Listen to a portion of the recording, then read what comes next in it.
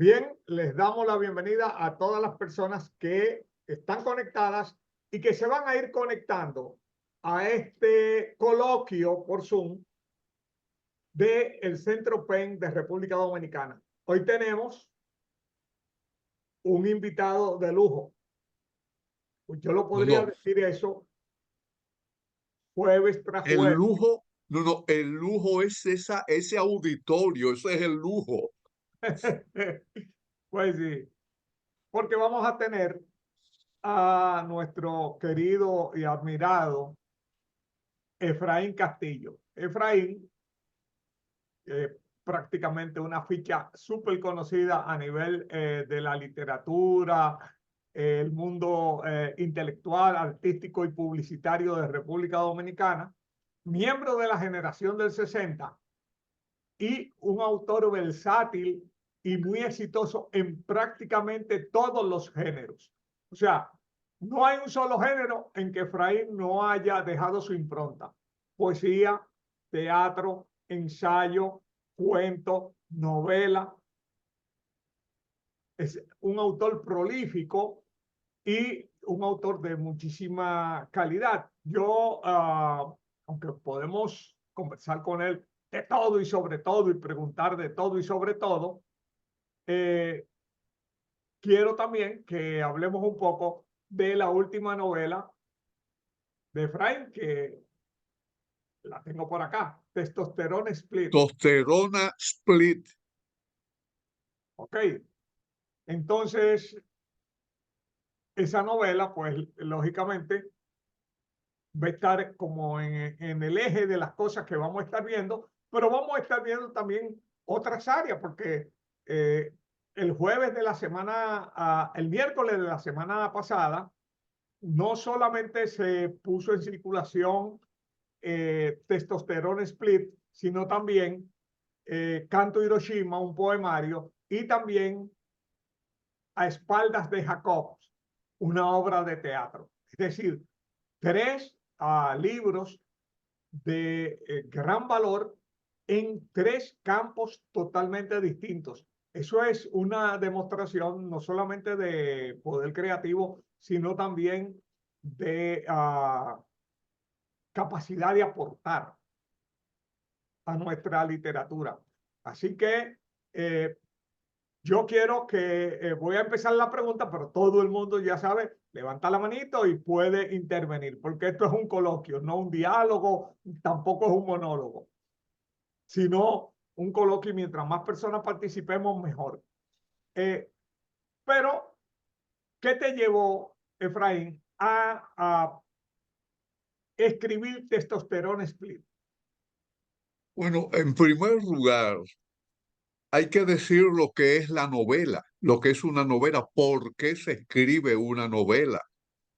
Hay una definición que siempre me ha gustado de Juan Goytisolo, el español.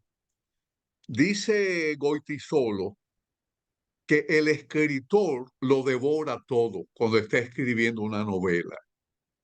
Lo primero que viene es el deseo de hacer la novela, lo que se llama la inspiración. Te visita el numen y tú comienzas a escribir y todo lo que tú ves, lo que lees, lo que se te presenta, tú lo vuelcas en lo que estás escribiendo. Eh, yo quería, yo tengo una trilogía que es Guerrilla Nuestra de Cada Día, que yo le escribí en el 1964, después de salir de la cárcel. Caí en noviembre, cuando las guerrillas del 14, yo no subí a las guerrillas, pero la policía me agarró y pasé casi 4 meses, 3 meses y pico en la cárcel. Y como pasé como 15 días en una solitaria, lo primero que yo comencé a pensar es, tengo que escribir esto de alguna forma. Y cuando salí, comencé a escribir Diario de una sanguijuela, una novela en forma de diario, donde yo comenzaba primero a tratar de buscar la teoría de la guerrilla, cómo se había originado ese deseo de guerrilla en el pueblo dominicano. Y analicé que fue mucho antes que Fidel. O sea, desde el 1949, cuando Luperón ya el exilio antitrujillista estaba pensando en hacer una guerrilla. Fidel lo practicó en el 56 cuando desembarcó, pero ya el pueblo dominicano quería hacer una guerrilla. O sea que mucha gente me dicen, eso fue una imitando a Fidel. No, no, ya este pueblo quería hacer una guerrilla y lo hizo en Luperón. El desembarco de Luperón era para tomar las montañas del norte, la cordillera septentrional. Entonces, eh, después de las guerrillas de, de Fidel del 59 y el triunfo de la Revolución Cubana, la primera guerrilla primero es el levantamiento del MPD y luego viene el levantamiento del 14 de junio. Entonces, en América Latina, Venezuela había tenido su levantamiento guerrillero y Colombia había tenido su levantamiento guerrillero. Y eso era como una fiebre que había en América Latina. Ya esa fiebre sí era una imitación de la Revolución Cubana.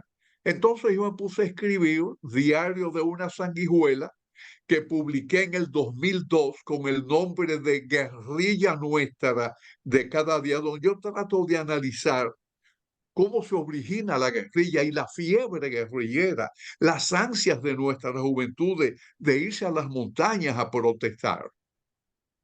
Entonces, esa fue la primera novela de esa trilogía.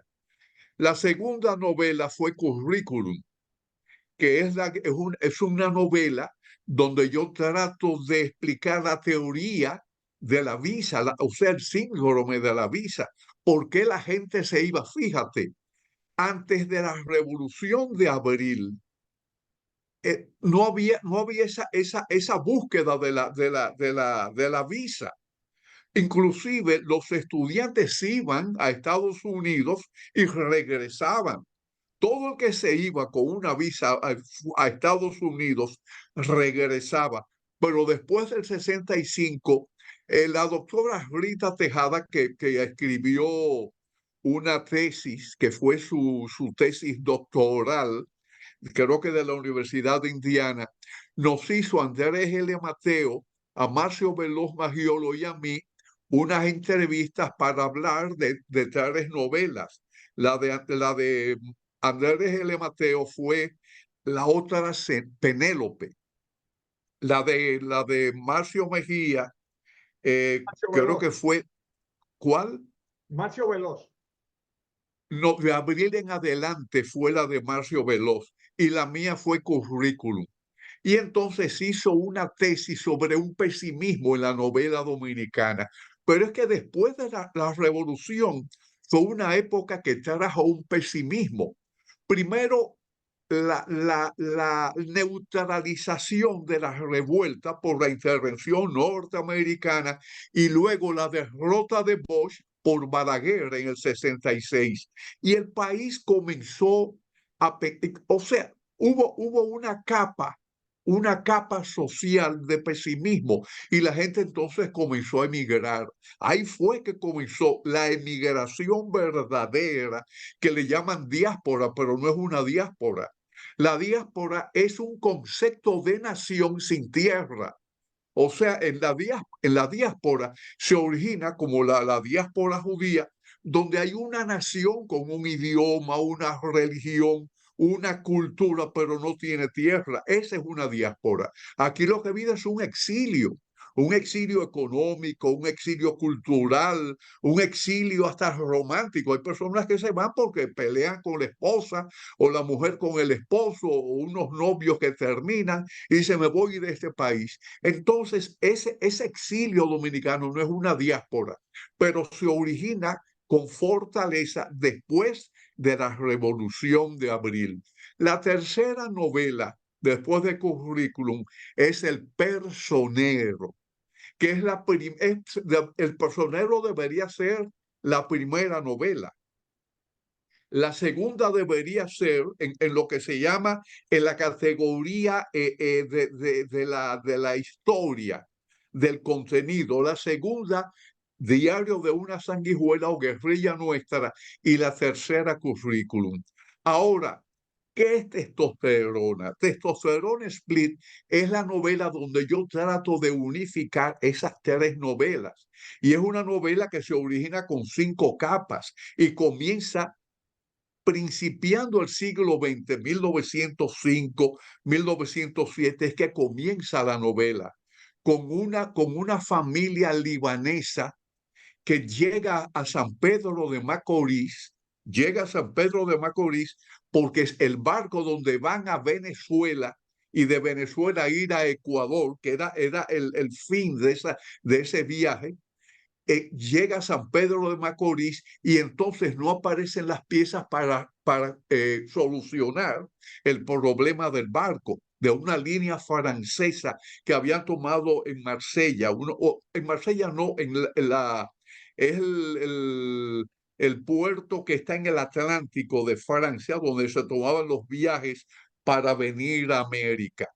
Y entonces el jefe de esa familia recuerda que tiene en la Romana un primo y le pide permiso a la esposa para viajar.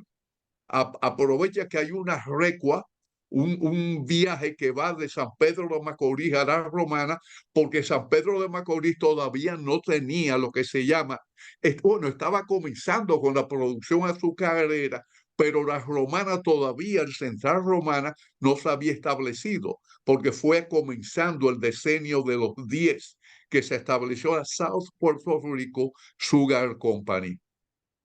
Cuando llega a la Romana, el primo, Elías, le dice que por qué no se queda aquí, que qué va a hacer en Ecuador, que aquí es que está todo, porque los precios del azúcar han subido, y convence al jefe de esa familia a que se quede en la Romana. Entonces él va a San Pedro de Macorís, toma a su familia y se muda a la Romana. El primo le dice: cuando tú tengas el dinero suficiente, ahorres suficientemente, te recomiendo Vallaguana para que te establezcas en Vallaguana. Esa es una de las 3 migraciones que yo destaco en esa novela. La segunda migración es la haitiana, desde luego. No es la haitiana que uno está viendo ahora, es la haitiana que comienza con el corte de la caña, oíste, desde los 10, los 20, junto inclusive con braceros puertorriqueños, porque eran los puertorriqueños los que venían en ese tiempo a cortar la caña aquí. Entonces, la tercera migración es la española, que se origina en los 40. Entonces, dentro de esas 3 capas migratorias que atraviesan el siglo, hay entonces lo que se llama la historia del bueno y el malo. Un teniente del ejército y un sargento del ejército, que son los antagonistas de la historia. Es una historia cuyo antagonismo comienza en el corte del 1937 y ahí se origina la novela. Ahí se origina la novela, tú la leíste y tú sabes que esas son 5 capas que cubre ese siglo. Ese siglo, inclusive en la revolución del 65, es donde se origina lo que se llama el clímax. Ahí es que se origina el clímax. Y luego el personaje bueno, que es el teniente Ramírez, que también es poeta, poeta inclusive de la poesía sorprendida, de los que se reúnen en el Conde, en la cafetera, y hablan de poesía, de la poesía universal, de la poesía que se está desarrollando en el país, y donde se reúnen también con el exilio español. Entonces, ese personaje todo lo está contando desde el sofá, desde el sillón de un psicólogo. Y está contando todo lo que pasó, está contando cómo llama ese personaje haitiano, que es también parte primordial de la novela. yo no me voy a poner a decir todo, para que la lea, el que la compre, más o menos sienta y sienta en el interior el desarrollo de la misma. Una de las cosas que a mí me llamó la atención es que la novela pues está muy imbricada precisamente con la historia dominicana. Incluso por los tipos de personajes que aparecen. Un personaje que es como, como si fuera un protagonista latente. ¿Ok? Un protagonista latente, es decir, alguien al quien se hace referencia de forma continua, aunque no aparece formalmente a nivel protagónico, salvo en un capítulo de tu novela, que es José Francisco Peña Gómez. Claro, claro. Pero todo arranca precisamente, como tú dices, aunque la novela tiene unos antecedentes, es en el 37 y durante el corte, eh, con un episodio en la Loma del Flaco. O sea, esa relación entre la ficción novelada, la recreación, ¿verdad? Pero también con momentos y hechos históricos muy específicos, porque pues la novela no es solamente el 37, está el 40, está el 46, tan importante en nuestra historia, ¿verdad? Lo que Bernardo Vega le llamó el interludio de tolerancia, está el 60, el 61, está el 65.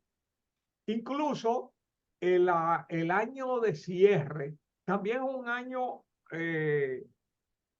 políticamente e históricamente importante en República Dominicana, porque la novela termina en la escritura en el 78, que coincidencialmente, En el 78, después del triunfo del PRD. exactamente, cuando se cierra el periodo de los 12 años y emerge, emerge un gobierno que es distinto y que es precisamente el gobierno de ese líder al que se intenta matar en el 65 infructuosamente.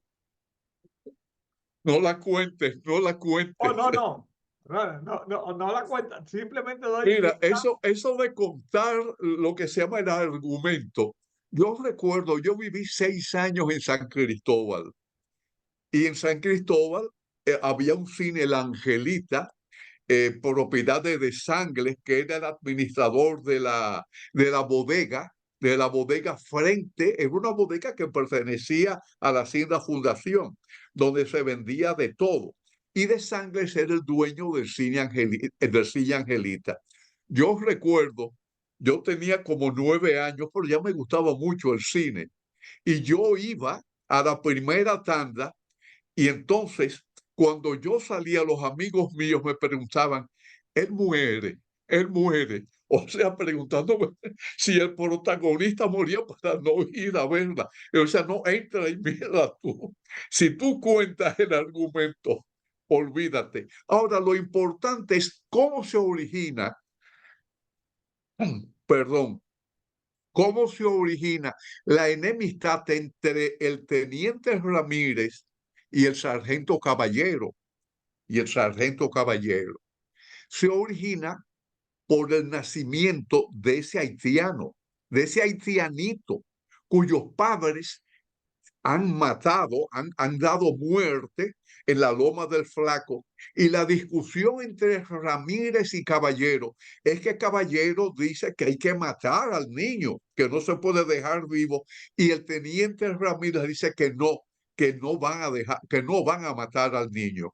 Entonces, la salida salomónica es dejar al niño chupando los senos de la mamá que está muerta, pero que están botando leche. Dice, vamos a dejarlo ahí. Y entonces se van. Ahí es que se origina la enemistad. Porque después, en los 50, el caballero va un día a la casa, al 50, no, comenzando a los 60, Caballero va un día a la casa de Ramírez y le dice, mire, ya Caballero había llegado a coronel, porque mientras más malo el oficial del ejército de Trujillo, más rápido ascendía.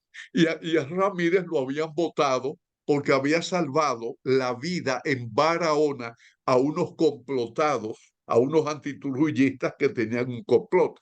Y entonces ya había alcanzado el rango de coronel, pero ya estaba retirado, y va y toca la casa de Ramírez y le dice, ¿lo ves, Ramírez? Ese niño es el hombre que está hablando en los parques, que tiene un vozarrón y le habla. Dice, no puede ser. Y entonces le cuenta, Caballero, cómo él volvió a espaldas de Ramírez a matar al niño y había desaparecido. O sea, el niño desapareció y vio que los cadáveres de los padres del niño estaban enterrados con una cruz cada uno. O sea, dice, ese es el hombre, ese es el niño que usted permitió y mira el daño que le va a hacer al país. Y ahí comienza, ya tú sabes.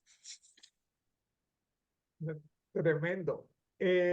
Otras personas que quieran intervenir y que quieran Los que quieran preguntar. preguntar. Primero, Aquiles, tú escribes, tú eres un escritor exquisito. Pues yo he leído tu narrativa, que es muy buena. Lo primero que hay que saber es que una novela necesita un anclaje. Puede ser un anclaje histórico, puede ser un anclaje policial, puede ser, pero necesita un anclaje. Esta es una novela que se ancla en un siglo, en el siglo. Inclusive alguien que la leyó me dice, ¿y por qué tú pones esa familia turca, árabe, libanesa en Vallaguana? Digo yo, ¿de dónde era Wessing y Wessing? Le pregunto, ¿de dónde era Wessing y Wessing? Libanés de Vallaguana.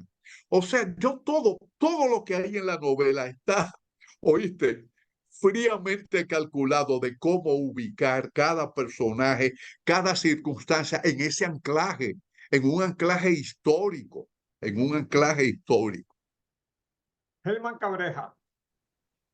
Sí, profesor Efraín, a mí me inquieta Dime, porque no tengo conocimiento, no he podido leer la novela, ya la buscaré para comprarla y leerla, pero me inquieta el nombre sobre todo, de testosterona, porque usted sabe que esa es la energía poderosa sexual del hombre, del varón, ¿verdad? claro. Entonces, para que usted nos explique de dónde usted, porque esa relación del nombre con el contexto, ¿verdad? Que usted plantea en Bueno, su novela, fíjate, por un lado. fíjate, fíjate, el siglo XX, el nombre de testosterona fue descubierto, o sea, aplicado en los 30, en 1936, 1934, por dos médicos. Pero ya la búsqueda de qué era esa sustancia que le daba fuerza al hombre, ya estaba siendo investigado desde finales del siglo XIX por un doctor francés nacido en la isla de Mauricio. O sea, el siglo XX está las dictaduras, las dos guerras mundiales. Es un siglo dominado por la testosterona. Es un siglo completamente, las queridas, o sea, el machismo, todo se desarrolla y se fortalece en ese siglo XX. O sea que por eso le puse testosterona split. O sea, ese es el siglo de la testosterona y mi novela atraviesa el siglo hasta los 70 y pico, casi hasta los 80. Ese ¿por qué le puse testosterona? La Perfecto, gente va a decir, pero ¿y para qué le puso este hombre testosterona? perfecto. Sí, muchas gracias. Quiero hacer un breve comentario. Cuando usted estaba explicando sobre su trilogía de los libros, eh, escuché decir en cuanto al concepto del pesimismo dominicano, usted señalaba como que, no sé si era que había surgido en 1965 o que era la parte, vamos a decir, de una explosión, porque todos sabemos que en nuestra historia, ¿verdad? y la resalta muy bien José Ramón López, ese gran escritor y periodista dominicano desde de 1800 y tanto de finales, con su libro Pesimismo Dominicano. Ya había otros autores que han tratado el tema del pesimismo. O sea que nuestro pesimismo tiene, diría, un anclaje mucho anterior de la Revolución del 65, por supuesto, para la emigración, que es lo que creo que usted señala. El Pero pesimismo sí, óyeme, en la óyeme, Revolución del Cabreja. 65 sí jugó un No, papel pero, importante. no, pero Cabreja, la doctora Rita Tejada no dice que el pesimismo comienza a partir de la revolución, sino habla de 3 novelas donde están regidas por el pesimismo. Esa es la tesis que ella tiene, su tesis doctoral. Su tesis, ella es filosófica, doctor, y su doctorado es en literatura. O sea, ella habla de 3 novelas donde se desarrolla el pesimismo. Ella no dice que comenzó ahí, porque está esa tesis, esa teoría de comienzos de siglo. Pero ella no habla de que fue en esas 3 novelas o después de la Revolución de Abril donde germina el pesimismo. No, no. Ella habla de 3 novelas pesimistas, de 3 novelas pesimistas. Eso es. Sí, Hay un, entendido, sí, entendido. Muchas gracias, profesor. A hay tus un asunto órdenes, también, Cabreja. hay un asunto también con respecto al concepto de testosterona. Y es que por ejemplo, toda la dictadura de Trujillo es una dictadura con símbolos fálicos. Y a Trujillo precisamente se le tiene o se le tenía como el individuo que reivindicaba al sector más popular, porque Trujillo le vivía a las mujeres, le cogía a las mujeres a los ricos. O sea, mucha gente se sintió reivindicado vicariamente, sobre todo los sectores más populares, en el hecho de que Trujillo, que era rechazado en los primeros tiempos por la clase alta dominicana, Trujillo se vengó no solamente humillándola, sino humillándola también a ese nivel de vivir con las mujeres de ellos y de ponerla de queridos. Y hay interesante también el hecho de que testosterona, ¿verdad? La hormona masculina, pero es split, que es quiebra, que es ruptura. O sea, Sí. ¿cómo es que Yo se tenía, quiebra? yo tenía, yo tenía testosterona party, pero la fiesta no era una fiesta, tenía que ser así, un continuo, porque fíjate, Trujillo era un representante de ese éxtasis que produce la testosterona. Fíjate, ¿por qué matan a Trujillo después de las 9 de la noche rumbo a Santiago? Una erección, me está esperando la tipa, pero jefe, no se vayan, no, no me está esperando. Esa erección producida por la testosterona, ¿oíste? O sea, mira, el siglo XX, lo que movía a Desiderio Arias, lo que movía una serie de héroes y de caciques, era la testosterona. Los Totalmente. Bencosme en Moca, que tenían que sé yo cuántas mujeres, inclusive tenían queridas que vivían una frente a otra. O sea, el siglo XX, pero no solamente en el país. Si tú vas a Italia, tú vas a ver el único dictador que no tenía esos grandes amoríos era Hitler, que no fumaba, no tomaba, y yo no sé, Eva Braun, yo no sé Bueno, de cómo la Hitler, atendía, pero nada, nada, o sea, el siglo XX está cuajado de héroes y antihéroes regidos, oíste, por la testosterona. O sea, el siglo del machismo, el siglo del machismo. En el cine inclusive era eso. En el cine tú ves que el actor le daba una bofetada a la mujer y la mujer se quedaba tranquila. Donde en México se desarrollan los charros, Jorge Negrete, Pedro Infante, o sea, símbolos del machismo, símbolos de la testosterona. O sea, por eso le puse, ¿qué nombre le pongo a esta novela que atraviesa este siglo? Le voy a poner testosterona Split. Primero tenía Party, pero Party era demasiado discontinuo. Y esta es una novela continua y discontinua al mismo tiempo. Y por eso le puse testosterona Split.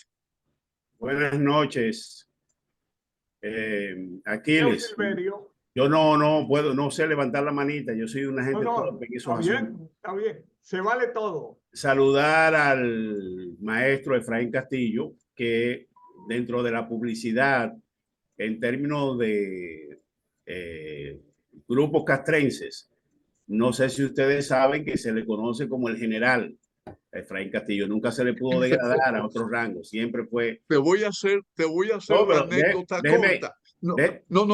la anécdota corta de por qué general y Ya. luego commander. Ah, Fíjate, exacto. Y Commander, fíjate, en los tiempos de Balaguer cada vez que quería hacer las paces o recompensar a un militar, lo hacía general. Y hubo una proliferación tremenda de generales. O sea que estaba el general al pecho.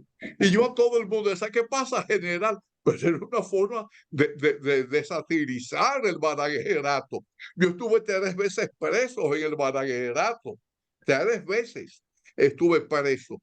Y yo bromeaba con eso. Después que Balaguer pierde en el 78, sigo con el asunto de general, pero Balaguer vuelve en el 86, desgraciadamente vuelve hasta el 94, ¿no? Hasta el 94, 96. a donde duró 2 años solamente. Entonces, ya lo de general, yo le fui diciendo a los amigos, Commander. Y Sí. entonces la gente cambió lo de general por Commander, de lo que me alegro mucho. A pesar de que lo bueno sería Efraín. Mire, me gustaría ya un poco variar el tema y entrar un poco en su práctica como escritor. ¿Usted tiene control absoluto de sus personajes, de su historia, o usted comienza a escribir y sobre la marcha va ajustando las informaciones, los personajes? Cuéntenos un poco de eso, por favor, para nosotros alimentarnos de esa información. Mira, el escritor, bueno, malo, profesional o amateur, que no domine a los personajes que crea, está perdido. Está perdido. Tú dejas fluir. Tú dejas fluir. Mira, hay 2 teorías. Julia Kristeva en el 1967, la búlgara, que era postestructuralista, tradujo a Mikhail Baitin, un lingüista ruso que se desarrolló plenamente en los 30 del siglo XX y creó lo que se llama, se lo voy a decir para no complicar, creó lo que se llama la polifonía, el lenguaje polifónico. El lenguaje polifónico, luego en la traducción que hizo Julia Kristeva de Mikhail Baitin, que fue, bueno, eso fue un descubrimiento que abatió, sacudió las universidades francesas, esa traducción de Julia Kristeva, de Mikhail Baitin. Ella entonces crea, en vez de lo que se llama el lenguaje polifónico, crea lo que se llama el lenguaje de absorción, el lenguaje que absorbe. Tiene un nombre, tiene un nombre. Ahora mismo, más tarde lo recuerdo. Ella crea lo que se llama, en vez de ese lenguaje polifónico, crea o sea, lo que se llama un lenguaje acoplado, un lenguaje que el escritor utiliza, un lenguaje oye, porque Mijail Baitín conocía a Platón y Aristóteles. Platón creó lo que se llama la unión de pensamientos, de pensamientos viejos con pensamientos nuevos, y Aristóteles creó la mímesis, o sea que es la imitación, pero no es más. Estos dos conceptos son los que Mijail rescata, oíste, con la lingüística polifónica, con el lenguaje polifónico. Pero entonces, el que está escribiendo comienza una historia y se le aplican muchísimas ideas que ha leído, que ha visto, y las sigue aplicando en lo que está escribiendo. O sea que no existe lo que se llama una historia pura, una novela pura, un lenguaje puro, porque todo está tomado de ideas, de lo que tú escuchaste, y lo aplicas a lo que estás haciendo. ¿Te contesté bien? Muy bien, muy bien, muy bien, excelente. Pero te contesté bien. Sí, sí, claro que sí. Sí, yo soy de la gente O sea, tú comienzas a escribir sí, una historia donde tú creas un personaje y ese personaje toma vida. sí, sí. Pero entonces, al tomar vida, tú tienes que encauzar esa vida. Tú tienes entonces que separar a ese personaje de los demás personajes y a cada cual otorgarle una personalidad. Entonces ya tú estás, es como cuando tú estás haciendo teatro. Yo escribo teatro y te puedo decir que yo juego con esos personajes. Tú tomas un prototipo. Tú tienes que tomar el prototipo. Y si lo vas a describir, tienes que describir, bueno, el tipo tiene la piel oscura, tiene los ojos pardos, es alto de estatura. Entonces tú creas el personaje y ese personaje tú tienes que encauzarlo y entonces llevarlo hacia el fin que tú quieres, hacia ese fin que tú quieres. Pero tú no puedes dejar que el personaje coja vida. Es imposible, es imposible. Cuando Dashiell Hammett crea Sam Spade, el inspector Sam Spade,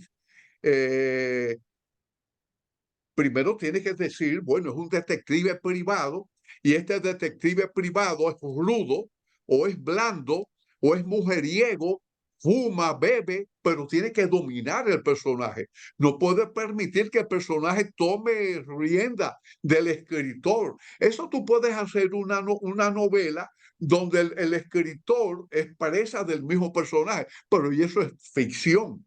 Eso es una misma ficción, también es creación. Milcía Frías.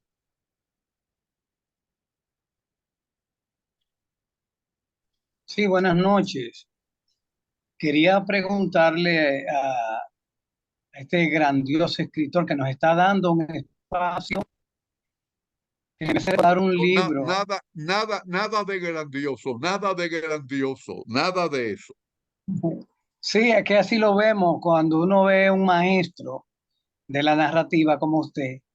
Yo recuerdo a Banquete de Aflicción en poesía, pero esta noche yo puedo decir que tenemos un banquete de gozo y de aprendizaje. Y quería ¿Tú preguntarle escribiste? Sí.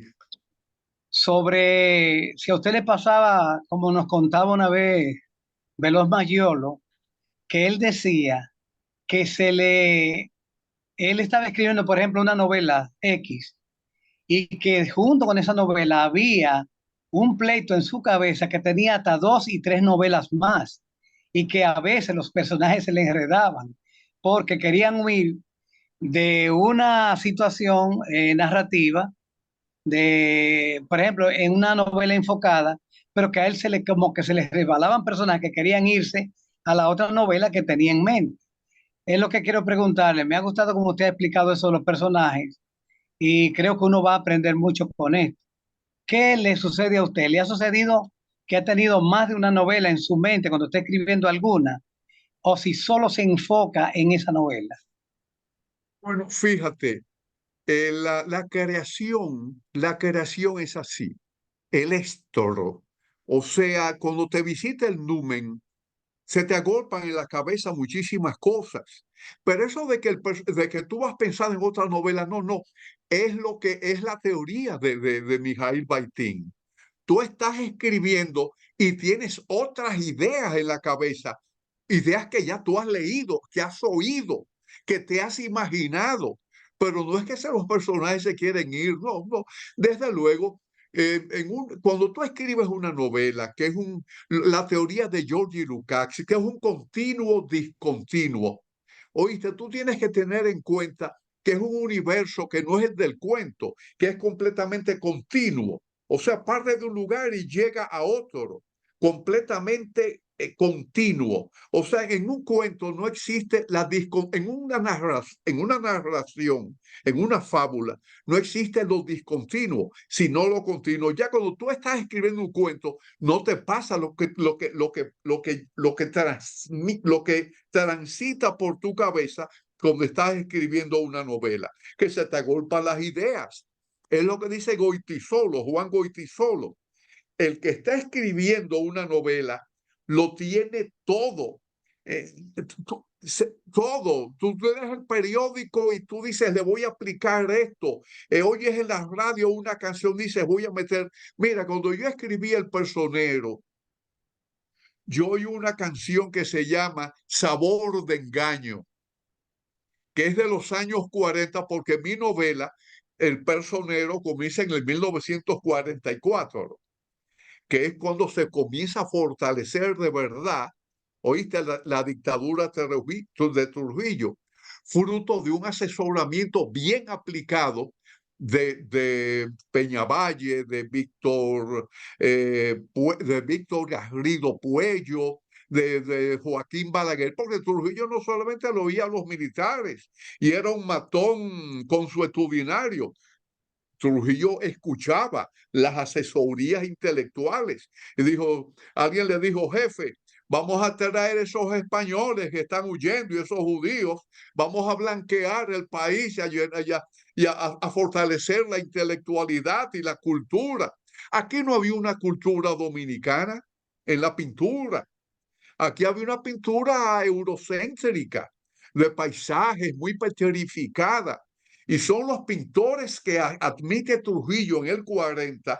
Bueno, Belazanetti llegó en el 39, pero cuando llegan Gausás, cuando llegan Fernández Granel, cuando llegan Fulop, cuando llegan esos pintores, es que se crea lo que se llama un arte dominicano.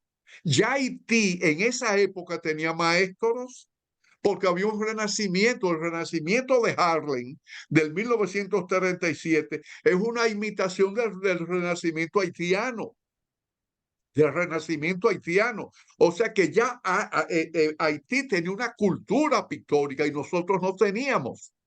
Georgi Morel lo que hacía eran paisajitos hasta que llega Hausdorff, el alemán, tú ves, por ejemplo, la pintura de Georgi Morel antes de que llegaran los europeos, y es completamente diferente después que llegaron los europeos. O sea que hay un renacimiento en el país y hay una solidificación de la cultura. Se crea el Teatro Escuela de Arte Nacional, de Escuela Nacional de Bellas Artes, se crea la Orquesta Sinfónica. O sea, hasta el merengue da un vuelco, hasta el merengue todo. Entonces, cuando tú estás escribiendo la novela, tú estás pensando en todo lo que ha ocurrido. Esa canción que yo escuché en la voz de Eva Garza, que se llama Sabor de Engaño, me sirvió a mí como un leitmotiv musical en El Personero. ¿Por qué? porque en la novela se trata de engaño. Entonces, el sabor de engaño que yo tomé de esa canción me sirvió muchísimo, pero yo la oí. O sea, entonces lo que leía en ese tiempo lo aplicaba. Es cuando tú estás escribiendo ese continuo o discontinuo, con un anclaje histórico, te sirve la lectura también de periódicos, de libros de historia. ¿Qué fue lo que pasó con este? ¿Cómo mataron a aquel? ¿Qué hizo? ¿Cuándo se casaron aquellos? Entonces tú los vas volcando todo, lo vas escribiendo. O sea, el escritor se vuelve lo que se llama un voraz, un hombre devorador de todo lo que tiene en el frente. Pregúntaselo a Aquiles, que él escribe también. Bien, más Espero que participantes. la... Sí, muchas gracias, gracias, gracias. Sí. ¿Tú escribiste qué me dijiste? ¿Qué tú has escrito? No, yo trabajo fundamentalmente poesía y algunos pequeños relatos, pero tengo en mi corazón una novela Qué respecto de mi bueno. propio barrio. Entonces tengo muchas anécdotas y tengo días que quiero comenzar y no sé por dónde. No, Esa no, no, pregunta que hizo el vuelca. No, no, compañero óyeme. ¿Cómo es eh, que tú te llamas? Milcíades Frías. Milcíades. Comienza tu novela. Comiénzalo, aunque sea una página diaria. Comiénzalo y tú vas a ver cómo va a ir tomando vida, tomando forma. Y oye, y vas a dormir pensando en ella, te vas a levantar pensando en ella. Y cuando vayas caminando por la calle, vas a decir, ah, pero mira, voy a poner que camina de esta forma porque estás imitando, ¿oíste? Es la mímesis o la mimesis, esa figura retórica creada por Aristóteles, pero que le sirvió, ¿tú sabes a qué historiador le sirvió y la aplicó como teoría? Arnold Toynbee, el Elan, el Elan. O sea, el Elan no es más que la mímesis. O sea, cómo los egipcios imitaron, los griegos imitaron a los egipcios y los romanos imitaron a los griegos, pero los egipcios imitaron a los sumerios primero. ¿Oíste? Y a alguien ellos imitaron para hacer las pirámides. A alguien imitaron como los mayas también para hacer sus pirámides. O sea que ha sido como una bola de nieve en crecimiento y eso es lo que se llama la mimesis y la imitativa de Platón. O sea, el que creó el sistema fue Platón. Y un discípulo, Aristóteles, siguió con la mímesis y ha seguido haciendo bola de nieve. Ha ido creciendo a través de la historia. José Muy Nova. bien, muchísimas gracias.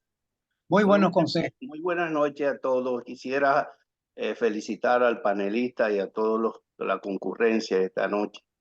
Y mi pregunta al panelista va en el sentido al impulso que tomó la pintura, sobre todo, y la cultura dominicana a raíz de la llegada de los refugiados españoles de la Guerra Civil.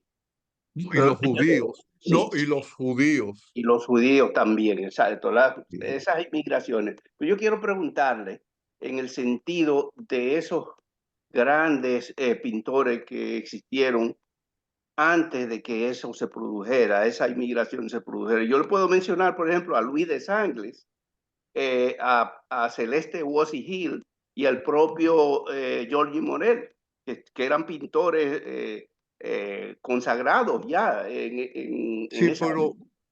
pero lo que yo quiero que tú sepas es que de Sangles, Georgie Morel, Celeste Wossi lo que hacían era una pintura eurocentrista. Era una pintura de retratos, una pintura de desnudos, una pintura de paisajes, pero no existía lo que se llama el concepto de vanguardia. O sea, no era una pintura que había desarrollado un concepto moderno, o sea, lo que se llama la pintura que no imita tal cual la realidad, sino que modifica la realidad, lo que es de la realidad. La teoría de Picasso. Picasso decía que lo que hay que pintar es lo que es de la realidad. A veces yo te veo a ti ahora mismo y el pintor que te está viendo dice, yo lo voy a pintar como yo lo veo, no como está, como si fuera una fotografía, como si fuera un reflejo de espejo. O sea, eso es lo que se crea, el concepto de pintura vanguardista. Aquí nunca se había hecho un cubismo, nunca se había hecho una pintura cubista, nunca se había hecho una pintura abstracta antes del 1940. No se había hecho. O sea que estábamos empantanados en una pintura eurocentrista, en una pintura petrificada. Por eso te dije que si tú ves a Giorgi Morel antes del 40 y después del 40, el cambio que dio, el cambio que dio. Yo vi a Giorgi Morel en los tiempos posteriores a la revolución, cuando él ya estaba perdiendo la vista, porque me llevó un amigo de Santiago a conocerlo, y yo lo vi pintando y como gozaba la pintura. Y él no pintaba lo que veía, sino lo que se imaginaba. Yo recuerdo que lo vi pintando un entierro de un niño, un baquiní es que se llama, el entierro de un niño. Y me dijo, tú vas a ver Castillo. Me dijo, tú vas a ver Castillo. Voy a poner una lluvia. Entonces puso el baquiní bajo lluvia. Y voy a poner un burrito. Y metió un burrito. Y tú vas a ver el rabo. O sea, gozaba la pintura.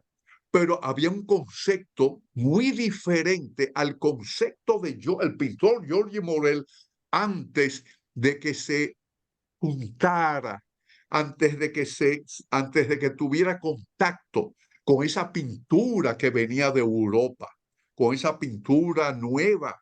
Por ejemplo, Gaussage trajo lo que se llama un concepto de pintura muy diferente al que se hacía aquí.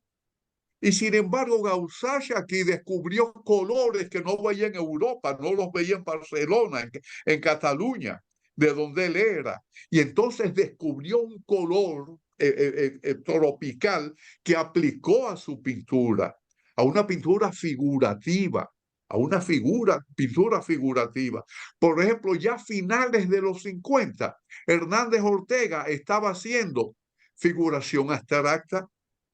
Y en los 50, que es que comienza Papo Peña, Silvano Lora, Ada Balcácer, que comienza Radamés Mejía. No es Radamés Mejía nuevo, sino el Radamés Mejía de los 50. Y comienzan a hacer pintura abstracta, que no se hacía antes. O sea que hay un vuelco modernista tremendo en la década del 40. Y fíjate, hay que reconocerlo. Fue una época inclusive donde se desarrolló la juventud socialista a mediados de los 40, donde vino donde vino un desembarco como el de Luperón en el 1949.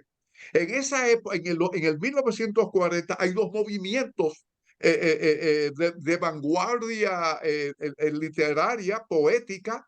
Está la poesía sorprendida y la generación del 48. En el mismo 40, o sea, fíjate lo grande que fue esa década, ese decenio. Tremenda fue, tremenda. Sigue José Nova. Sí, y entonces, ¿en qué pedestal, en qué lugar colocaría usted a Rodríguez Urdaneta en este caso? Bueno, Rodríguez Urdaneta era fotógrafo y escultor y también pintor, pero él pintaba lo que veía, tal cual, tal cual. No se fue más allá. Eso es lo que diferencia lo que tú ves y el concepto, como tú analizas a través del concepto. Esa es la Gracias. diferencia que hay. Aquiles, Tú ves, yo quisiera preguntarle a Efraín Osiris algo al margen de lo que está hablando. Yo creo que Efraín, yo quisiera felicitarlo porque usted deslumbra con su manera de proyectar aportar todos sus conocimientos de todo lo que se habla ha habido y por haber. Usted tiene una erudición tan vasta, tan vasta, que parece una enciclopedia. Pero verdaderamente yo quiero preguntarle, yo me llamo Lisette Vega de Purcell, viuda Purcell. Yo lo conocí, yo soy novelista, soy poeta y ensayista, un poco de todo, y traductora también. Yo le traduje a usted. Mucho gusto de ¿Usted se conocerla, acuerda? mucho gusto. ¿Usted se acuerda? Éramos los dos bastante jóvenes. Yo le traduje como se digo, no el catálogo, pero cuando la gente entraba a la Galería de Arte Rosa María en la Tarazana, había ahí en esa galería de arte hicieron una exposición de Oviedo sobre la ciguapa, y usted fue que hizo la hojita, y yo la Sí. traduje al inglés. Entonces, yo dije al principio, cuando éramos los dos jóvenes, yo decía, ¿cómo lo voy a traducir? Bueno, me transfundí en ti, en tu pensamiento, en tus ideas, porque eso es lo que hace el traductor, es una metamorfosis de la mente de la otra persona. Y ahí entré y te traduje de lo más bien. Yo no sé, me salió muy bien. Yo Así que comenté yo no con sé, Oviedo, verdaderamente tú comenté, tienes una forma de escribir y una erudición que es difícil de traducirte, pero nada, me salió. no, pero Adelante. déjeme decirle que a Oviedo le dije lo bien hecha que estaba la traducción, porque Pues muchísimas gracias. Entonces, traducir una historia que no implique un concepto mitológico como el de la así es, ciguapa, que es un así concepto, es. un mito del país, no es lo mismo que traducir una historia corriente. Y le dije a Oviedo, Oviedo, qué bien está traducido Pues esta presentación, Pues qué mire, bien está me traducida. siento feliz, Efraín, porque yo he traducido libros también de Janet Miller al inglés, he traducido a Nolito García Arévalo, Los Taínos, que fue a la feria de Madrid, lo traduje al inglés, y del francés hice La Nación Haitiana de Dantes Bellegarde, de los bibliófilos. Así que, bueno, no me puedo quejar porque voy bien. En cuanto a mis novelas, eso es otra cosa, porque yo creo que vamos a necesitar otra tertulia para hablar sobre la autosocioficción, que es lo que más o menos yo he hecho. ¿Qué novela es la suya? Yo escribí Una vez, dos vidas, que es bastante autosocioficción. Ahí hay de todo un poco. Empieza el siglo pasado, termina en este siglo. Me Ese gustaría se llama leerla, me Una vez, gustaría dos vidas. leerla. Bueno, pues yo voy a hacer que usted lo lea. Una vez, dos vidas. Tengo un libro que escribí durante la pandemia que se llama Raíces Sedientas y tiene la efigie de mi cara pintada por la hija de María Tolentino, no Inés, sino Patricia. Y es Ajá. un tipo de pintura como el que tú dices, como ella me ve, porque verdaderamente, entonces me puso, como estoy ahora mayor, y yo dentro, en la parte de adentro, me puse joven para que vieran que yo también fui joven. Entonces, nada, ese es otro libro, Raíces Sedientas. Ahí tengo yo una novela de una amiga mía que fue muy avanzada para la época de los 60, porque se metió a hippie, dejó el marido, dejó los hijos y todo eso. Y aquello me salió bastante bien, Raíces Sedientas se llama. Y después Pero qué tengo otro más, interesante. y así por el estilo. El último de ahora se llama El hoy de mi ayer. Ese es bastante autobiográfico, pero hay digresiones, hay literatura, y hay historia, y hay de todo un poco.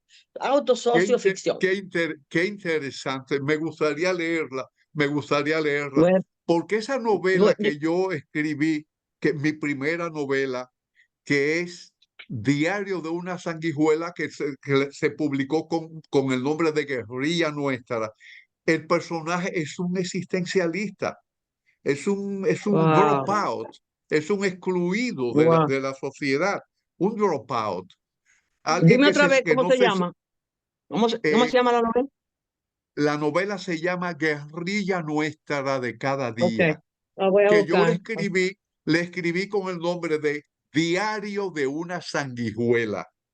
Ok. Diario de una Sanguijuela, que es Wow. sobre el asunto de la guerrilla, sobre la teoría de la guerrilla, cómo se origina, qué impulsa a los jóvenes a ser guerrilleros, protestar contra qué. Porque fíjese, en los personajes, en los protagonistas de una novela, siempre existe lo que se llama un viaje de purificación. Siempre ha existido ese viaje de purificación. La Odisea fue un viaje de purificación de Ulises, completamente. Fue un viaje hacia sí mismo. Así mismo, así mismo. En ese cuento famoso de Rudyard Kipling, Viaje a las Tinieblas, ese trayecto por un río, es un viaje de purificación también, que Coppola lo tomó para Apocalipsis Now. Y en Ok. todo, usted ve el Ulises de James Joyce, Leopoldo Bloom, el judío, el publicitario judío Sí, sí. Leopoldo Bloom, que va hacia su casa, lo que está es purificándose en las calles de Dublín, Sí. purificándose porque va al encuentro de Molly, la mujer que le es infiel. Inclusive Tremendo en el libro. Quijote, en el Quijote hay un viaje de purificación, donde el enemigo es el molino de viento, pero es un viaje de purificación del mismo Quijote. O sea, en toda la narrativa y en las novelas que se respetan, hay un viaje de purificación. Me gusta esa novela suya porque esa hippie que deja al esposo, lo abandona todo, es buscándose a sí misma. Me Yo sé que sí. gustaría leerla. Ok, ok, mi amor. Yo no, tú sabes. Perdón. Julio Cuevas, No, ok. Dale el turno a ella y después yo voy yo. Dinora, Julio, ¿cómo No, estás, Julio. Julio? Bueno, Bien, bien, gracias.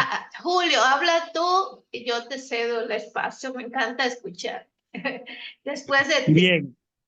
No, yo lo que quiero felicitar a don Efraín porque escuchándolo me he dado la oportunidad de decir que esta conversación es la introducción para talleres de lectura creativa o de escritura creativa que debe hacer el PEN. Oh, Porque ahí no está hablando el novelista, ahí no está hablando el poeta, ahí está hablando el especialista de la escritura. Y yo me su imagino, discurso, fundamentado en la lingüística también y en la narratología, nos permite a nosotros hacer una crítica al Ministerio de Cultura. Porque escritores como esos, como usted específicamente, deben estar orientando a los jóvenes escritores en los llamados talleres que ellos tienen o que tenemos. Y el PEN debe aprovecharlo a usted para asumir esta oportunidad como una introducción de motivación a talleres de escritura creativa. Y este debe ser el primer punto de partida. Felicidades, don Efraín. no, felicidad. Yo te leo a cada rato porque tú me mandas a mi WhatsApp lo que escribes y gozo mucho porque tú, no sé, tú estás tienes una afinidad tremenda con Diógenes Céspedes, con Diógenes Céspedes. Ah, Y sí, me sí. gusta mucho, no, me gusta mucho ese concepto de Este es mi hermano. ese concepto de Benveniste del sujeto, que tú lo utilizas mucho, el sujeto narrante, el sujeto el sujeto el otro. O sea, me interesa mucho lo que tú escribes. Dinora Coronado. Saludos. Sí, hola. Bueno, esta noche entré un poquito tarde, pero estoy contentísima porque no conozco tu literatura, Efraín. Excúsame, porque pasé 31 años en Estados Unidos y a veces hay un puentecito que hace falta. Yo siempre venía a las ferias del libro y llevaba los libros y lo que sea, pero por la razón que sea, debo internarme en leer tus libros, ¿verdad? al igual que tú, yo escribo novela. Yo tengo 28 libros publicados, 8 novelas y 2 libros de cuentos tengo también, y variedad, bueno, infantil, juvenil. Y parece que lo que en los concursos y eso, pues lo que llama más la atención o me ha llamado la atención es mi narrativa. Y una vez, antes de escribir novela, me pasó que estuve en España y yo quería saber qué habían hecho con los indios que llevaban a España. Y un historiador español ahí me dijo algo como que los vestían como de franciscano y los llevaban a las jardinerías y los tomaban como de exhibición. Bueno, yo quise escribir una novela y lo que me salió fue un cuento infantil, ¿verdad? Y ¿Cuál es yo el nombre dije, suyo? El nombre suyo, Dinora Coronado. Dinora Dinora Coronado. Coronado. Sí, quizá en algún momento nos juntemos y yo te escucho y conversamos. A veces voy por el Conde, por la cafetera. Bueno, entonces, casi toda mi literatura comenzó de lleno en Nueva York. Aquí escribí algunas cosas, pero allá se presta más, siento yo como autora, que allá es como que el ambiente, esos fríos largos, el tener que estar en la casa por los hijos, por lo que sea, las que no vemos novela o muchas noticias, pues por lo menos ya uno tiene algo que hacer. Y entre el teatro y la literatura, pues me dieron mucho apoyo, aunque trabajaba como psicóloga escolar. Y yo he tratado de leer bastante teoría, porque uno estudia, pero la mayoría de las cosas las aprende después que estudia, ¿verdad? De los estudios académicos. Y me he leído, por ejemplo, Vargas Llosa y Carta a un joven novelista. He leído sobre lo que dice Borges, que no era novelista, pero que la novela, como que el principio y el final, que muchas veces valen, que lo otro es como muchos gripios. Y también he leído como que la novela es la sinfonía de la literatura, por lo que decían, y yo también lo siento en ti, que el novelista tiene que ser una persona que conozca el universo desde todas las aristas, la antropología, la psicología, la sociología, o sea, todo ese humanismo y también las artes. Veo que oyéndote a ti, pues de verdad se hace un buen repaso también de apreciación pictórica, ¿verdad? Y el cine nos enseña muchísimo, ¿verdad? La poesía, el cuento, pero hay una cosa que yo pienso que nos ayuda mucho y es sentarnos a escuchar a la gente de diversos sectores. Por ejemplo, yo escribí una novela que fue premiada que se llama La sombra del flamboyán, ¿verdad? Fue allá en Nueva York que hubo un concurso y yo la mandé. Y yo vine al país y me pasé, digamos, un mes o más o menos en un verano y realmente me fui a Villajuana, me fui al residencial, uno de los residenciales de la Independencia, la zona del Conde, o sea, me metí en muchos sectores, entrevisté gente, los escuché y eso realmente ayuda a tú también como llenarte de ese universo que es importante. Entonces, ya una pregunta, porque no debí yo exponerme tanto, pero una pregunta, ¿cómo se evita lo que me pasó a mí? Que quiere escribir una novela, pero le sale un cuento y no progresa hacia la novela. Bueno, hay una teoría, yo la comencé a explicar, la teoría de Julia Kristeva sobre las palabras, sobre la construcción de las palabras. El novelista tiene que absorber y transformar. Eso es todo. Absorber y transformar. Lo que usted vea, usted lo absorbe y lo transforma. O sea, quiere hacer otra cuestión. Cuando se esté escribiendo una historia y la historia se le agota y se convierte en un cuento porque no hay discontinuidad, usted la corta y hace otra historia y luego las enlaza. El asunto es enlazar las historias. Una novela está llena de historias. O sea, una novela no solamente es una historia. Usted leyó, por ejemplo, Los hermanos Karamazov de Dostoyevsky o Crimen y Castigo del mismo Dostoyevsky, Sí, o La sí. guerra y la paz de Tolstoy, donde hay como 5 o 7 historias. Quiere escribir una novela y se le agota esa historia, déjela, haga otra historia, otra historia, y las conecta a las tres. O sea, absorbe y transforma, absorbe y transforma. Esa fue la teoría que la propia Kristeva tomó de Mikhail Baitin. O sea, Mikhail Baitin, yo les recomiendo, hay un libro que está traducido, se llama La palabra en la novela. La palabra de la novela se llama.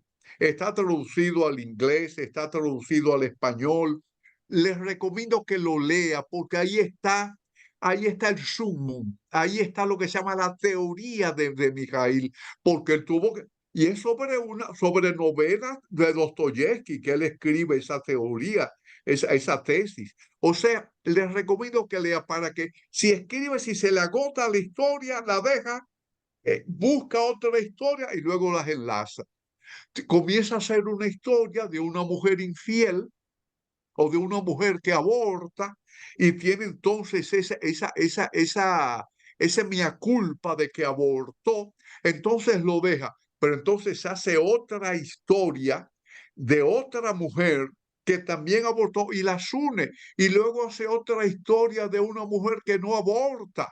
Por ejemplo, yo escribí un cuento que lo que quería ser una novela que se llama Los ecos tardíos, de una mujer que el papá la viola a los 13 años, sale embarazada, da a luz y tira el hijo en un basurero en el 65, en plena revolución, y se va. Y luego yo comienzo el cuento donde ella está hablando con un psiquiatra porque la van a meter presa, porque aparece otro niño en un basurero y le siguen la pista y la toman presa. Entonces se la llevan porque creen que está loca y entonces ella comienza a hacer su historia, El hijo que ella tira en un basurero, ella siempre después comienza toda su vida a ir a los basureros, tratando de recuperar de recuperar ese crimen que ha cometido, porque ella cree que el niño ha muerto. Y mientras un día, ya a los 40, casi los 40 años, vuelve al basurero, encuentra a un joven que le dice, se hacen amigos, llegan a tener relación y sale embarazada. Y es su propio hijo el que la ha embarazado. Yo quería hacer una novela, pero hice una historia. No, se llama Los ecos tardíos. Los ecos tardíos. O sea, yo quería hacer una novela y lo dejé en un cuento. Pero alguien me dijo, pero Efraín, esa es una historia para hacer. Digo, yo no es que se va a convertir en una historia de amor. Y yo prefiero dejarla así, como un cuento. Como un cuento. O sea, si terminó la historia, no lo termine en un cuento. Haga otra historia, otra y los enlaza. Busque la forma de buscar un personaje anecdótico que los enlace a todos. Lo que llama Julio Cuevas, hoy leyendo lingüística, el sujeto a Benveniste, leyendo a Benveniste, el sujeto. El sujeto es el ego del ego, o sea, es el ego lo que enlaza todo. El sujeto es lo que enlaza todo. Y el sujeto no solamente se le puede aplicar como Heidegger con el Dasein. El sujeto puede ser la misma historia. La misma historia es un actante, es un sujeto. Como por ejemplo en la teoría política del neoliberalismo, el sujeto es el mercado.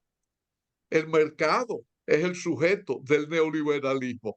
O sea, el sujeto es lo que mueve, es el tuétano de lo que mueve la historia, el sujeto o los sujetos.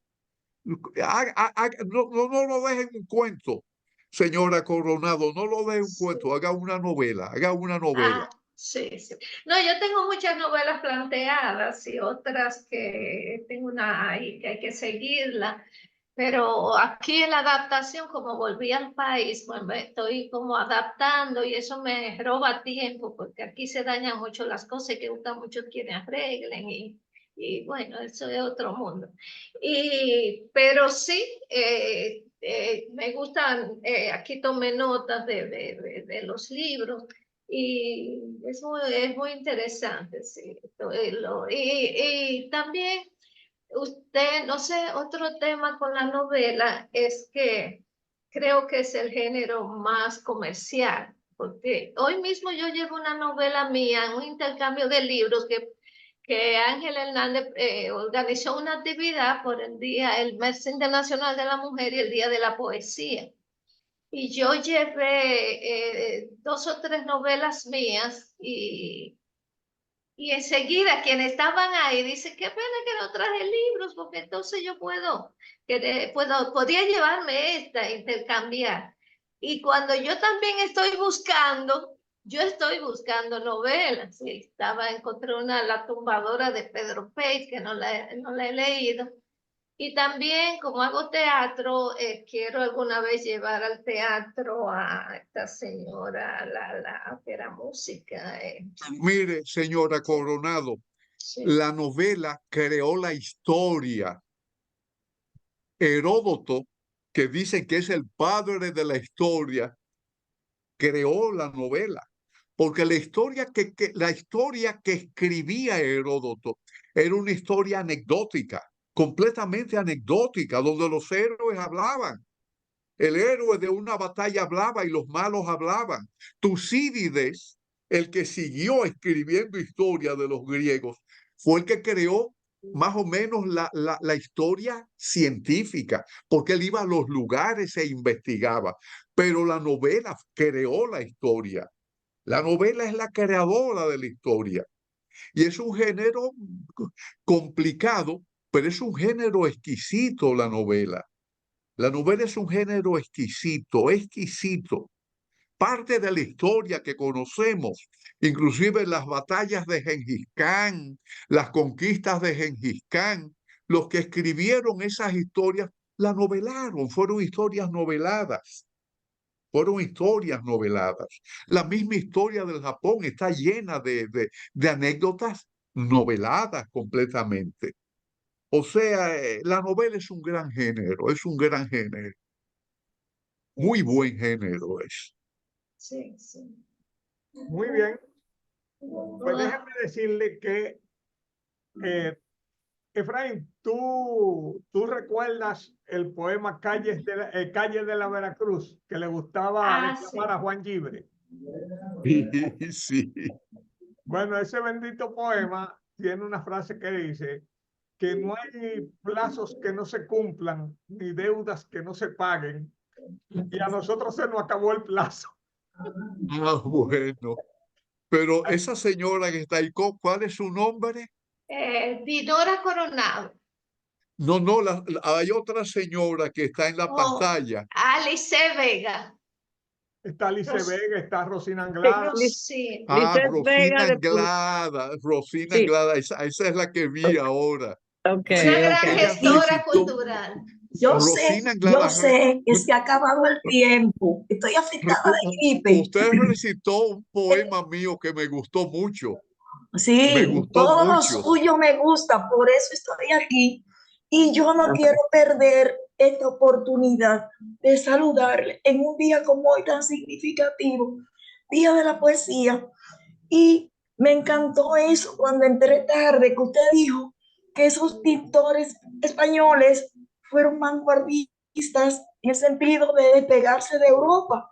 Y hoy precisamente yo estaba leyendo un ensayo de Pedro Enrique Ureña que refería que Andrés Bello fue uno de los que aspiraba a que la poesía de América Latina se desprendiera de Europa y que fuera auténtica. Usted es un erudito tan excelente y que de verdad usted debería estar todos los días en las escuelas dominicanas con un buen carro, que lo lleven con todas las comodidades, para que usted cuando salga, todas las comodidades, una buena jipeta, pero para que los muchachos, los escolares, disfruten de su sapiencia. Y yo quiero decirle que yo desde que lo conocí he sentido que no había visto su obra. Qué pena que se desconozcan tanto nuestros autores nacionales. Entonces, en ese sentido, yo quiero solicitarle que usted nos diga qué autores de novela son los que los estudiantes no deben dejar de leer, que ellos tienen que tomarlo en cuenta siempre, especialmente dominicanos, y también de los internacionales, pero ya usted sabe, pedirle a un muchacho de hoy que se enfrente con Dostoyevsky o con León Tolstoy sería una hazaña, yo creo que imposible, pero de los dominicanos, ¿cuál? Y un abrazo grande en este Día Internacional de la Poesía, que me ha agarrado con una disfonía grande aquí. Y gracias, un abrazo Gracias, a todos. Rosina. Gracias, Rosina. Muchas gracias. Y sobre esa sugerencia de recomendar, sería interesante porque fíjese, yo he estado viendo, he estado estudiando lo que se llama la estructura de lo que se está haciendo culturalmente en el país. Y es muy malo. Aquí no se está haciendo lo que se llama una, una, una estructura cultural honda, que penetre bien. O sea, no se está haciendo eso. No se está, inclusive no se está estudiando nuestro pasado. No se está No sé, estudiando nuestro Efraín, pasado. aquí no es que no hay depuración, mi amor, no hay sedazo, no hay sedazo. Aquí le publican a todo el mundo, porque no hay no hay sedazo, no hay editores. Porque fíjese esto, ya estamos terminando, pero yo he estado viendo cómo la música urbana está desplazando la otra música. Pero no solamente a la música urbana está desplazándolo todo, absolutamente todo lo está desplazando. Entonces la vulgaridad está sustituyendo lo que debe ser el otro lado de la cultura. Lo que debe ser el otro lado de la cultura, la vulgaridad lo está desplazando. Y eso es falta de lo que se llama una estrategia cultural bien aplicada.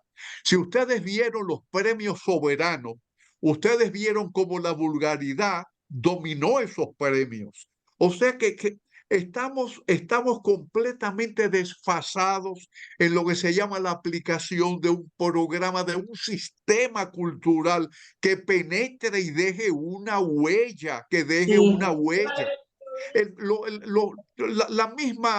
La misma falta de educación en la vía pública, en los tapones, todo eso está influyendo negativamente y eso es falta de una estrategia cultural, completamente. Las escuelas aquí no hay bibliotecas.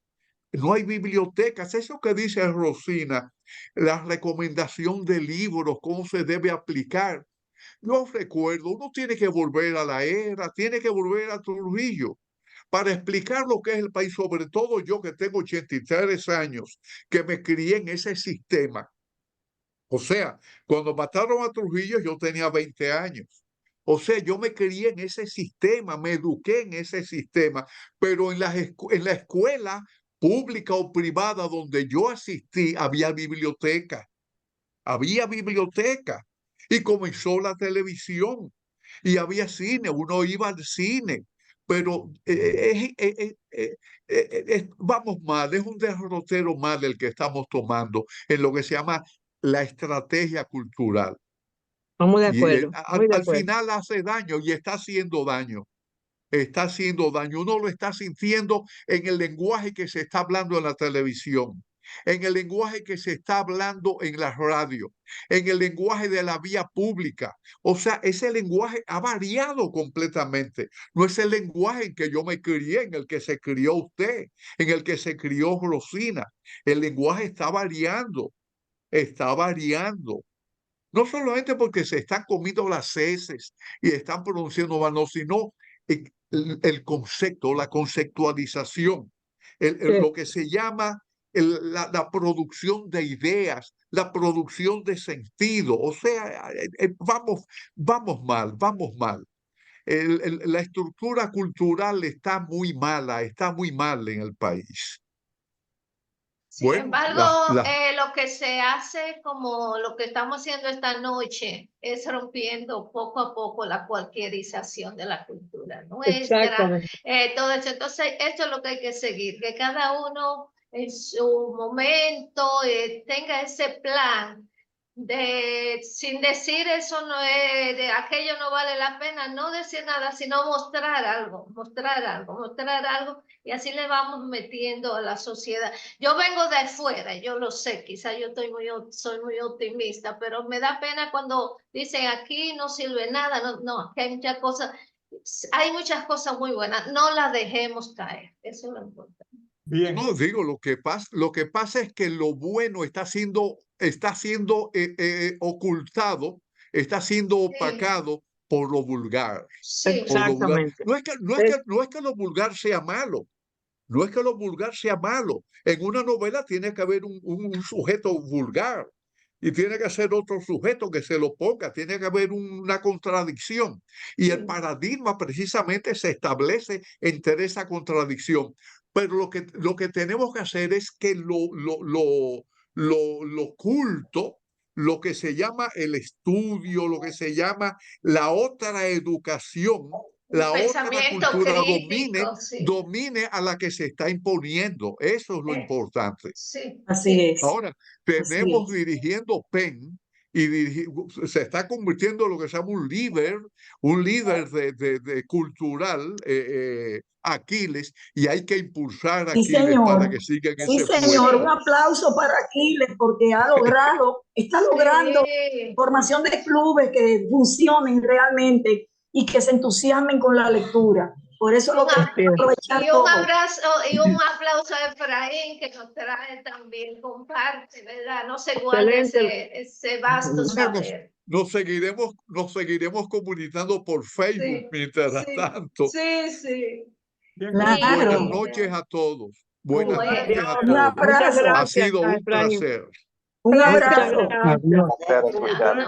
Adiós, Julio. Adiós, Julio. Buenas noches, don Efraín.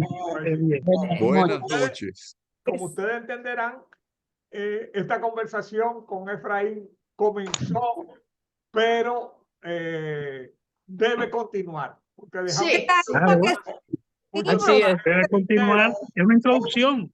Pues sí, Es una conversación continua. tenemos un exponente.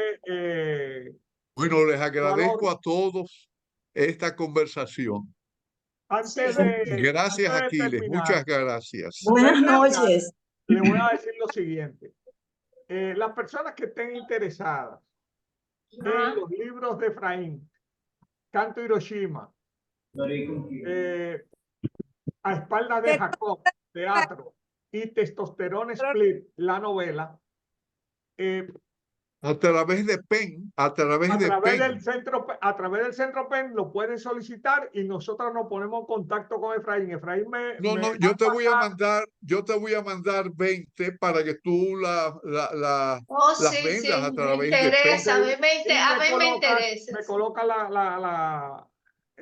o sea, los precios sugeridos para nosotros hacerlo llegar a nuestros miembros, porque hay que apoyar a nuestros autores. Y además, le puedo decir, y esto no es porque Efraín esté aquí. yo nunca hablaría mal de una obra de un autor dominicano, pero no hablaría bien, simplemente me callaría. Si el asunto no creo que vale, tampoco me tendría yo valor de prestarte de decir algo que no creo. Ahora no tengo que hablar mal porque mi gusto o mi preferencia no es el estándar. Una de las cosas terribles de las personas es creer que ellos son el estándar, que su opinión es válida. No, la opinión de todo el mundo es subjetiva. La opinión de todo el mundo es subjetiva. Ahora, subjetivamente, a mí me encantó esta novela. Es leíble. Leíble significa que atrapa a uno y uno no la suelta. Yo estoy ahora mismo acabando Billy Summers de Stephen King. Billy Summers, para que entiendan, son 700 páginas. O sea, no una... bueno, me ha tomado 2 días y medio y ya yo voy sobre las 600. Encantado. O sea, Stephen King sabe atrapar al lector, sabe mantener la atención narrativa, sabe hacer que el lector se involucre y lo mantiene a uno, o sea, pendiente, sabe lograr lo que se llama, le dicen los norteamericanos, el suspense. O sea, entonces, Efraín logra con un tremendo manejo verbal también, una riqueza léxica que también es remarcable. Esta es una novela disfrutable en cómo está escrita, pero mantiene el interés, mantiene la atención y usted no pierde su dinero. Vale la pena. Así que eso se la recomiendo y lógicamente se lo estoy recomendando desde mi punto de vista y de mi gusto. Pero entonces vamos a hacer como dice Efraín, yo voy a meter una frescura mía, ¿verdad? Si a usted no le gusta, money back guarantee. Se le devuelve el dinero. Nos devuelve el libro y le devolvemos su dinero. Pero yo estoy seguro que le va a encantar. Aquiles, buenas noches a todos. Además, los precios son muy asequibles porque los 3 libros se obtienen por 2.600 pesos. Yo los compré los 3 en la puesta en circulación y realmente los recomiendo, como dices tú. El de los 3, la novela cuesta 1.000 y los otros están a 800 cada uno, que están muy asequibles. Tú sí te ves linda, Máxima, ahí en tu casa, ¿oíste? Con los libros detrás. Oye, ¿y qué tú tienes puesto? ¿Qué tú tienes puesto? ¿Una bata? No, mis amores, pues mira, un sobre todo. Ay, Máxima es un personaje. Muy bonito, muy bonito, Máxima. No. Oh, muy bonito que está. Bueno, señores, buenas noches. Duerman todos muy bien. Igual. Gracias, Efraín, gracias. Les recuerdo Gracias. que va a quedar grabado en Zoom y vamos a enviar el enlace para que otras personas también lo vean y para que ustedes y todos podamos verlo mañana nos comunicamos. Y aprender más. Perfecto. Bien. Ok, buenas noches. Aquiles, mañana nos comunicamos. Perfecto. Efraín.